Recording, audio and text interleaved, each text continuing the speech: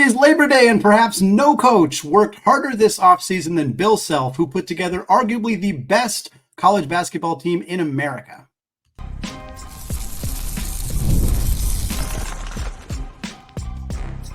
You are Locked On College Basketball, part of the Locked On Podcast Network. Your team every day. What's up, folks? Happy Monday, happy September, happy Labor Day. So happy we are in the month of September. It means that it's almost October, which means it's almost November and the start of the college basketball season. 9 weeks, Andy. 9 weeks from today. 9 weeks from today, we got college basketball back. Folks, welcome in to the Locked On College Basketball Podcast. It's a daily national college hoop show, part of the Locked On Podcast Network, your team every single day. We are your co-hosts. I'm Andy Patton. He is Isaac Shade, and you are joining us at the place to get your college basketball content every single day. Here we are 9 weeks before the start of the college basketball season. I want to give a special shout out to our everyday listeners and to those of you who are hanging out with us in our Discord channel. If you haven't joined yet, there's a link in the show notes. It's free to join. You can come hang out with us talking about college basketball all the dang time.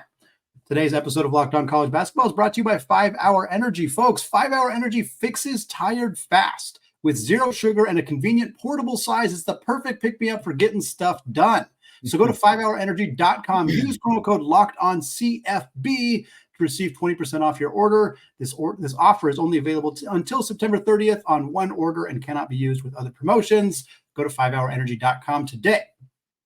All right, Isaac, it is September, and we are starting our team and conference previews as we are getting very, very close to the start of that college basketball season. Got a lot of teams. We are not going to do a specific preview for all 361 teams at the Division I level, but we are going to try to do about top 25, top 30, somewhere in there, different teams here throughout the next couple of weeks. We're also going to do conference previews for all of the power conferences, a few other big conferences as well, and then we'll get some more mid-major conference previews sprinkled in throughout the next 9 weeks or so as well. Tons of fantastic content coming your way. We are kicking off the month of September with a team preview for the team we project, or at least I project. I don't want to speak for you, Mr. Shade, but the team that I appreciate that, Andy.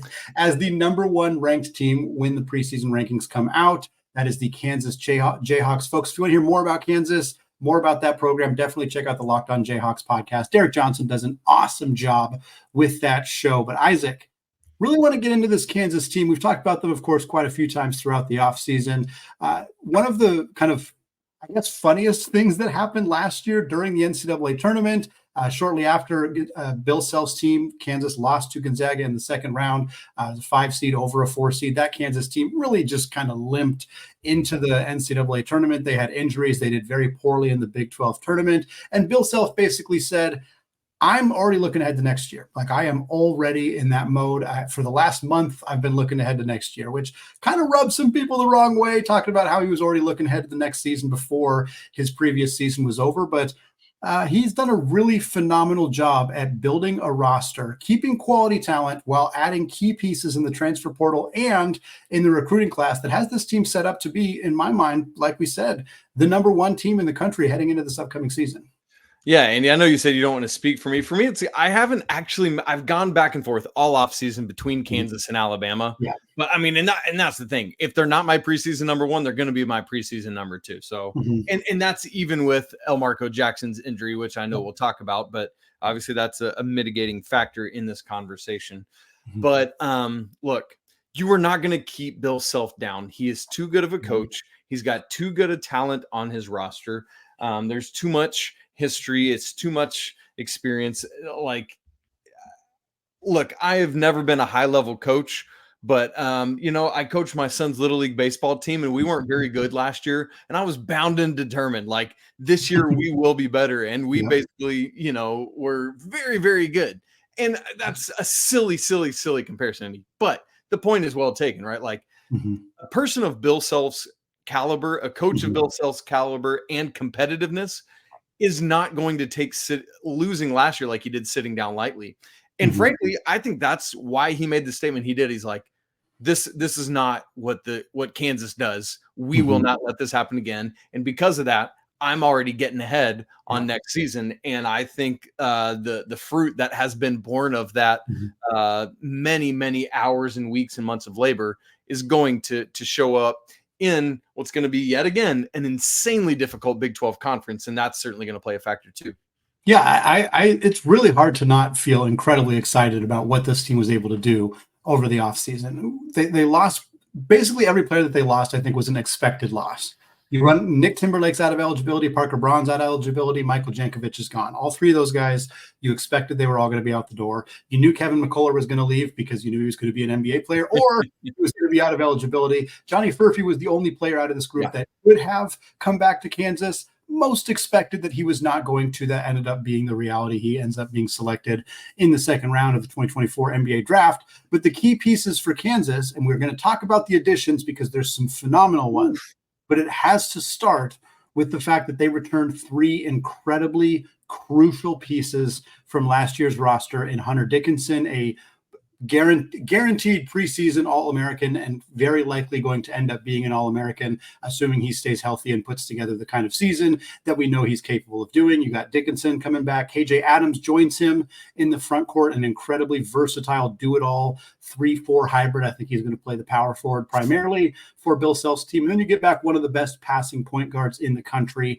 in DaJuan Harris. Having those three guys back, before we even look at the newcomers, the freshmen, the transfers, getting those three players back puts Bill Self's team already in a position that so few teams can have that level of high-performing continuity on their roster. Yeah.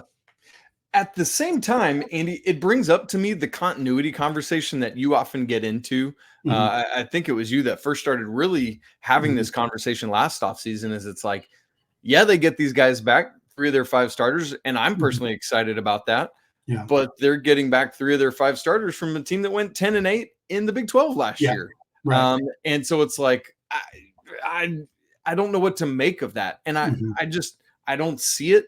I think injuries played so much role in that, and, you know, several things, but because I don't think if Kevin McCullough isn't hurt, things don't go the way they do. Right. I just don't see that. And I don't see a second straight year of we can't figure out what to do with our shooting guard position. Right. And we'll obviously talk about that later. But man, very, very interesting. But that said, Andy, let's talk about the help that comes in. Yeah. And I think that's part of the conversation too, of like, we've looked at teams in the past where it's like, oh, they're returning everybody. They're going to be better last year. And we talked about that with Michigan State and a couple of years ago, North Carolina. And part of the issue with those teams were that they didn't supplement any of the departures with key talent. You know, North Carolina tried to, and it didn't work very well. Whereas that's not the case for Kansas. That's not the case here at all. This team added a incredible amount of talent. This is just the transfer portal. They add 4 players who averaged double figures last year, 3 players who averaged more than 16 points per game last year. A couple of those guys are from the lower major level, but regardless, this class can absolutely hoop. It starts with AJ Storr coming over from Wisconsin, 17 points a game last year. You add him and Rylan Griffin from Alabama, who was about 11 points a game last year, 3.5 boards. Griffin in particular, 39% three-point shooter last year with the Crimson Tide. So he comes in, Storr comes in. I'll stop after Zeke Mayo, the third huge addition. All those guys are kind of 2-3s. They can play the shooting guard, small forward, going to play that wing spot, help replace the losses of McCullough and Furphy in that spot for Kansas last year. Mayo comes from South Dakota State, just under 19 points, 3.5 assists, also shot 39% from 3 last year. So those 3 guys alone is a tremendous transfer portal class, but that's only part of who this team brought in. Andy, it's so funny, you know, because there's also been a bunch of back and forth with it. We thought for a while that Riley Kugel from Florida was going to be on this team. He ends up decommitting, I think, because, quite frankly, of all the other guys that were coming in. Was it like the same day that he decommitted that Shaquille Moore committed? It was the same day. Yeah, they'd been working on Shaquille Moore previously, but it still was announced on the same day. Yes. And so Riley Kugel decommits, ends up going to Mississippi State. Shaquille Moore from Mississippi State ends up coming. I don't think he is as much of a contributor, but it's just more depth. It's redundancies. It's fail-safe. It's making sure that we've got a high floor. And then the most recent addition to this team, Diggy Coit, this dude Andy, was the highest scorer of anyone coming in. And obviously we take the level of competition into account, but 20.8 points a game last year, 3.4 assists, didn't set the world on fire from three, but 33.7 is respectable for a team that has some other high level shooters. And then you also get Noah Shelby, who comes over from Rice, 3.9 points last year, 33%. But again, just more good talent to bring in. And Andy, obviously it's not just the transfer portal, as you talked about. There's a couple of high level freshmen. Let us know about them. Yeah, 2 top 50 players in the 2024 class, as if Kansas needed any more reinforcements coming in. They get Flory Bidunga, 6'8" center, 14th ranked player in that class. They also get Rakease Passmore, 6'5" combo guard, number 49 in the 2024 class. Both those rankings come from 247 Sports. And Isaac, yeah, with 2 freshmen coming in with a bunch of transfer portal additions, this team is unbelievably stacked. And I'm very intrigued by seeing how in the heck Bill Self's going to put all these pieces together. That's right, because if he wants to maintain it, like, folks, if you don't know, Bill Self doesn't use bench depth. 2 seasons ago, Kansas was 361st in the nation in bench usage and routinely in the 300s. And so if he doesn't want to see a whole, like an exodus from Lawrence after this year, I mean, it's going to need to be more than utilizing just 8 of these guys, but I don't think he will, Andy. I think we're just going to continue to see what we're used to seeing in that. So it's going to be really, really interesting to see all this talent. Again, if you get injuries, things will be okay because you got talent behind it, but you gotta use it. Now, Andy, of course, obviously next we got to talk about how on earth is that going to shake out? What is the rotation going to look like? Lineup, all of that. We're going to make our predictions for who will join the 3 returning starters in the front court. And we'll have that in the starting lineup, and we'll have that conversation in just a second. Right after I tell you about 5-hour energy that fixes tired fast. Well, when you've got a long day of DIY projects to tackle at home, Andy, like I just literally came from cutting the grass, weed eating, edging, all of that before we started recording. Really should have taken a 5-hour energy shot so I could have checked everything off my list with energy. We all know that Andy needs it as a new dad. And so if you're like Andy or like me, you always have a large list of home projects. So when you get your supplies, don't forget the most essential supply, a 5-hour energy shot. 5-hour energy is the brand hardworking people have trusted for over 20 years to give them the alert, energized feel they need to get through a busy, hectic day. And you always know where to find 5-hour energy, right there at the cash register at nearly every convenience, drug, and grocery store nationwide. So stock up on money-saving multi-packs to make sure you never run out of delicious, energizing 5-hour energy shots. Just go to 5hourenergy.com and get some 5-hour energy product today. You can use our product code, promo code, good grief, Locked On CFB to receive 20% off your order. The offer is only valid until September 30th on one order and can't be used with any other promotions, and the code is no good on subscription orders. Again, go to 5-Hour Energy, number 5, not spelled out, .com today. Andy, we've just begun to talk some about Bill Self's typical lack of use of depth, being routinely in the 300s in the nation in bench usage. Interestingly, we get from this team 3 starters back from last year, Hunter Dickinson, DaJuan Harris at the bookends of this thing, and then KJ Adams that can really probably play the 3 or the 4. I think we both assume he will slot in at the 4 position this year, given the rest of the talent around them. So, Andy, let's first have a conversation about who fills out the other 40% of the starting lineup. I think we're both in agreement that there's a gimme, a no-brainer at one of those positions, and then the other one, man, is going to be a battle during preseason. Yeah, I think AJ Storr is pretty much locked in to a starting spot. I mean, we've seen Kansas kind of bring in these threes in the transfer portal. Obviously, Kevin McCullar was a very recent example of that. Bringing these guys who can come in, immediately contribute, be high-level scorers. I don't think Storr is going to be asked to lead the team in scoring necessarily. That's still going to be Hunter Dickinson's kind of role and responsibility. But again, we saw McCullar average 20 a game. We've seen that with Jalen Wilson in the past. So I think we're going to see Storr kind of fill that similar role for the Jayhawks as a starting 3, two-way wing. We'll see, what kind of impact he can make defensively. Obviously, a guy who wasn't a great three-point shooter in terms of efficiency, but we know can contribute in that area as well. I think it'll be interesting to see if we do assume that Storr is filling out the fourth spot in this starting lineup, and you have Dickinson and Adams in the front court, Harris at the 1, Storr at the 3 or the 2.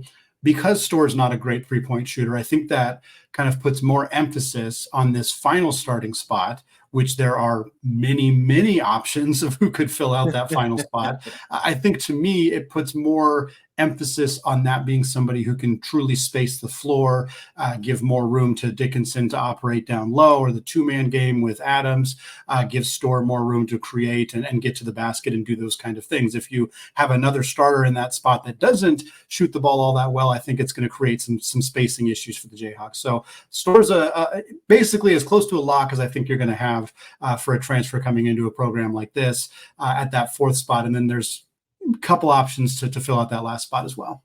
Andy, what's wild, while you're talking there, I was looking back, Storr averaged 16.8 points a game last year. Wisconsin was 304th in the nation in adjusted tempo. So, wow. I mean, you put those numbers on a team like Kansas that's going to play a more up tempo style of play, and good grief, like Kansas last year was 65th. So it's not like the top of the nation. Well, it's a whole bunch higher than 304th. So good grief. You translate that. And I'm not looking at as per 100 or per 40, but I bet it's wild. Yeah. 23.3 points per 40 minutes last year, 35.3 points per 100 possessions last year. So AJ Storr, man, it could be in for that's your next big time guy at Kansas. Andy, I think the most likely battle for that two guard position is Rylan Griffin. I almost said AJ Griffin, who played at Duke a couple years ago. Rylan Griffin or Zeke Mayo, right? Those seem to be the front runners for this position. I'm personally going to go with Rylan Griffin because we've seen it at the high major level. I know his scoring average wasn't as high as Zeke Mayo's was, but coming from that Nate Oates system, knowing what they're trying to do and knowing how he could bomb away, I think that makes the most sense. Obviously, it's going to come down to who does the most in the preseason, who shows the most and all of that. But ultimately, I think at least at the beginning of the season, I'm expecting to see Griffin be the other guy out there. Yeah, I am too. And I think it's very clearly going to be down to Griffin and Mayo. And that's with no disrespect to your Shaquille Moores and your Diggy Coits and Jamari McDowell and guys like that. But I think in terms of fit in that starting lineup, you want a shooter, you want somebody who can kind of fill that role. And I think both Griffin and Mayo can do that.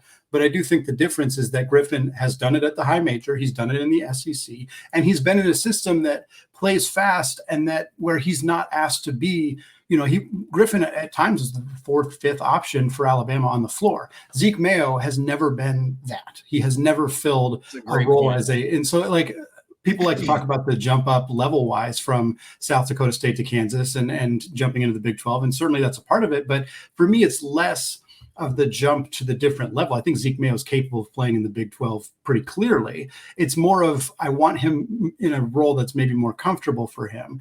And Rylan Griffin has filled the role of fourth, fifth option in a starting lineup. Job is to bang open threes and play good defense. And, that's what I'm primarily asked to do. Zeke Mayo, you have him be the guy who runs the second unit. I know college doesn't do it the same way as the NBA, but if you put him in a six-man role, you tell him when you get in the game, go at the basket, attack, try to score, do the things that you're comfortable doing.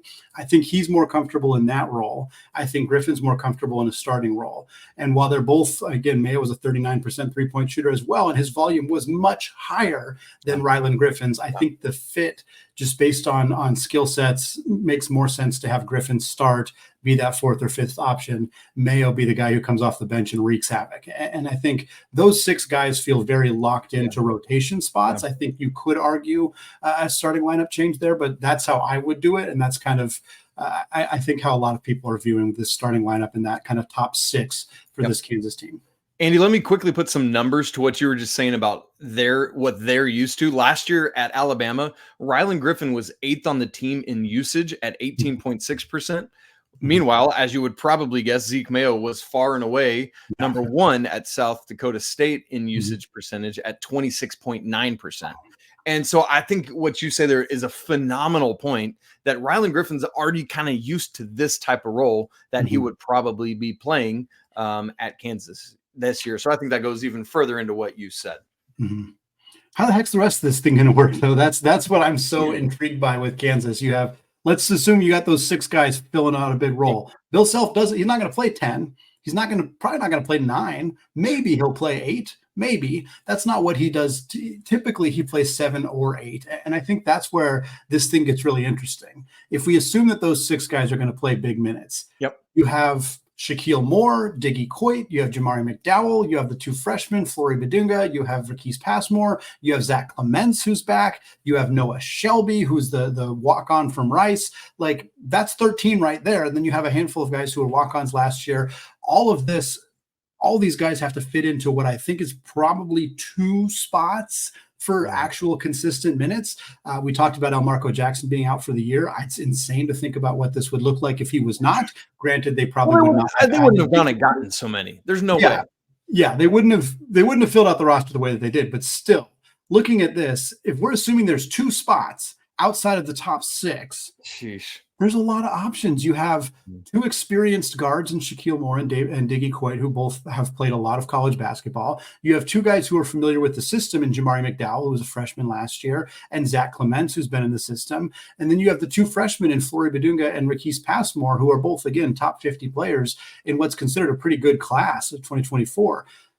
Those 6 guys fill 2 spots-ish. So I'm incredibly interested to see how this is going to work. I'm feeling pretty confident that Bidunga is going to take one of the spots just positionally. He's a big. They don't really have another big. He's their 3rd big. I think that's as close to a lock as you're going to get. And then that 8th spot probably goes to Shaquille Moore would be my guess. But I'm curious to see. Like, there's a lot of options. I think a lot of it will depend on how Diggy Coit's offensive capability translates to the Big 12. Right. Because, and how comfortable he is in that system. Again, he was the last player to join that roster by a pretty good amount of time. Yes, that's a great point too. Like, how quick is he? Yeah. That's a great question. And so it could, with Coit, it could be like Furphy last year, who was kind of in that same boat and really came on, January, February and beyond.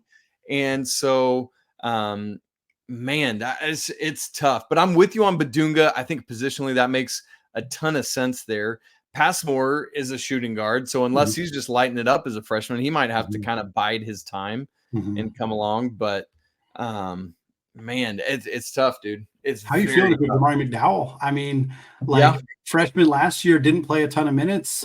Comes into this year probably expecting a bigger role. They bring in a bunch of players. Then you see Elmarko get hurt, and you think, okay, maybe there's a shot. Then they bring in more players. Like I wrote out my top 13. I have McDowell 10th or 11th, depending on whether he's ahead of Rakease Passmore. And it's like those are 2 highly regarded young guards, and both of them don't feel like they're going to be parts of this rotation.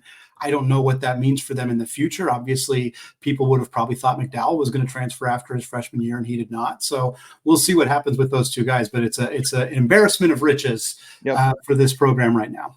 And there's not a ton of time to figure out the rotation against cupcakes, because you got North Carolina that first Friday. You got Champions Classic right after that. You got Duke a couple weeks. I mean, Andy, this, so woof. Good luck, Bill Self. Yeah, and I love that they have this competitive non-conference schedule. And that's what we want to talk about to close out the show is who they're playing in the non-conference schedule, how well it sets them up for success. And then it's not like it gets easier when they get into the Big 12. There is a ton of incredible talent in that conference. We're going to talk about whether this team is still the favorite to win the Big 12 and what that could do for their chances to earn a 1 seed in the Big Dance. All that coming up in just a second.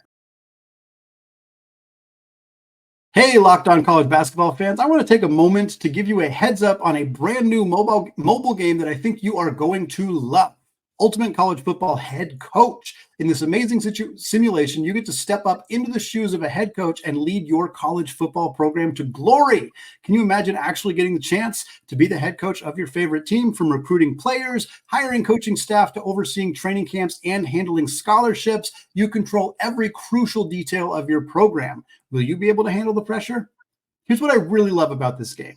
You're responsible for calling offensive plays, so your strategy will not only determine the success of your football season, but will shape the future and legacy of your program. Ultimate College Football Head Coach is completely free. It has no ads and is 100% playable offline, so you can play on the go whenever you want. And of course, you have a special offer for Locked On College Basketball fans. Use promo code LOCKEDONCFB, all caps, inside the game store to receive a free boost for your program.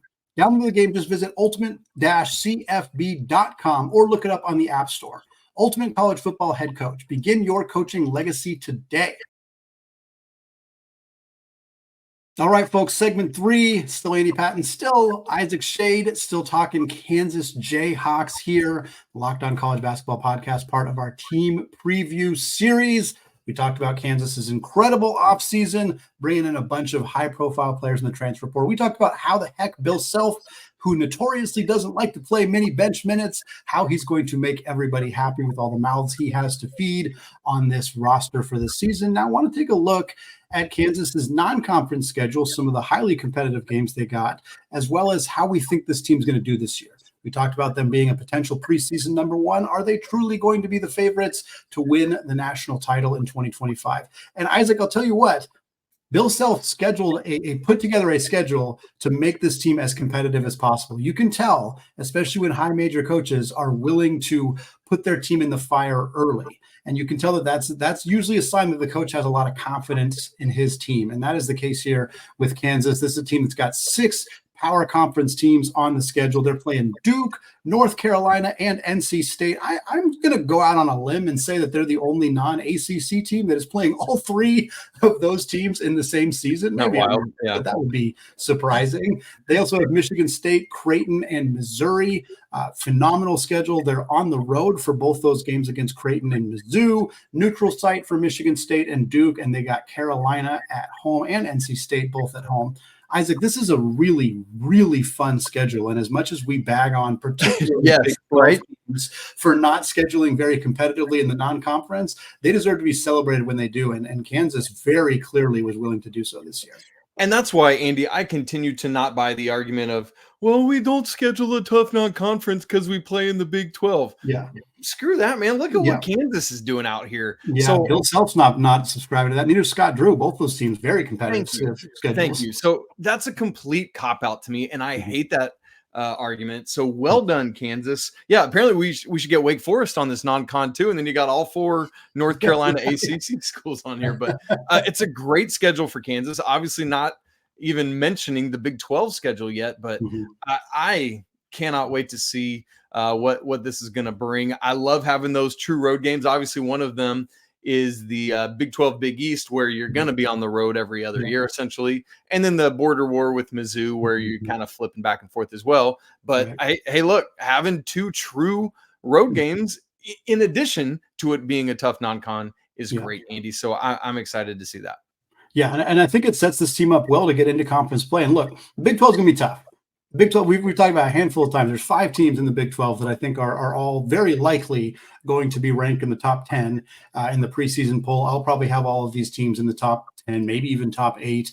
Certainly 4 of them I think are going to be in my top 6 or 7. I'm not quite sure where I'm at on Arizona right now, but Kansas, Baylor, Houston, and Iowa State are for me probably all top 6 teams, alongside maybe Alabama and Duke, and then Arizona is going to be floating somewhere in that top 10. But it's an incredible conference. It's it's maybe not as deep, in part because some of the other teams they brought in this offseason outside of Arizona don't really move the needle all that much. Colorado is going to be a lot weaker than they were last year. Utah and Arizona State aren't all that great yet. We'll see if Bobby Hurley's offseason gets that team going. But the top end talent in the Big 12, you got those teams. You got Kansas State, Texas Tech, BYU looks like they're going to be good. There are very few easy games in this conference next year. And Kansas, I'm going to tell you right now, they're not going 10-8 again. I'd be absolutely floored if that happened. But there's the days of them going 17-1 they might be over, just because of how good the top end talent in this conference is.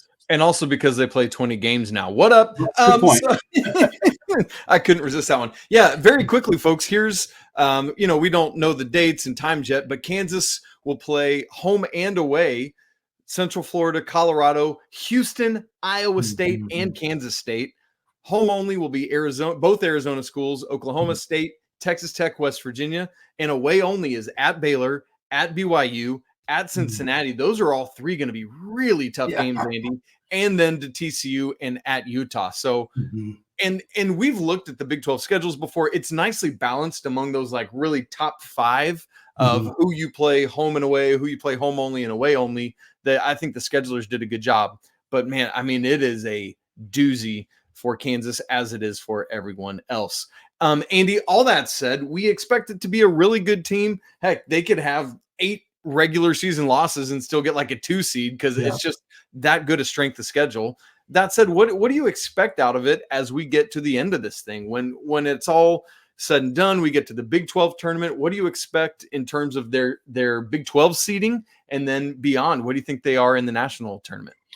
Anything less than if we're talking, when we're getting to the Big 12 tournament, if Kansas isn't a basic lock for the number 1 seed, I think it'll have been a disappointing year. And I don't know that those expectations are necessarily fair, but this Kansas team is loaded and they have the talent, the depth, the combination of returners and high-end newcomers. Like everything is going in the schedule. To me, Kansas should be a 1 seed.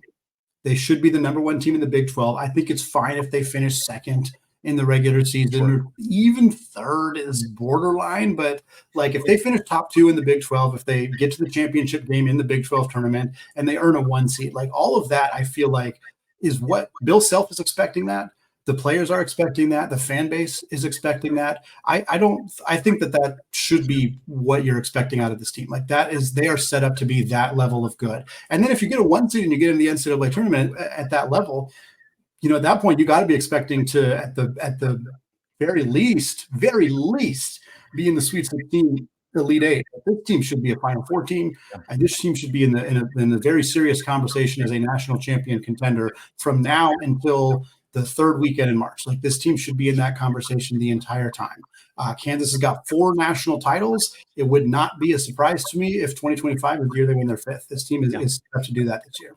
Yeah, that's good. And as a reminder, like, to win the Big 12, like last year, Houston had 3 conference losses and still was number 1. And that's when it was still 18 games, right? Yeah. So now it's 20. Iowa State was second with 5 losses. Baylor and Texas Tech tied for 3rd with 7 losses. So you can take a bunch of conference losses. Like I'm saying 16-4, maybe 15-5 wins the Big 12 this year. I mean, that's what we're talking about here, y'all. And so they can take on some losses, even if there's a couple during non-con play as well, and do all that and still get a 1 seed or a 2 seed. I think that's very reasonable. Andy, I'm with you. For me, I feel confident in saying anything less than making the 2nd weekend of the tournament is an absolute failure for the.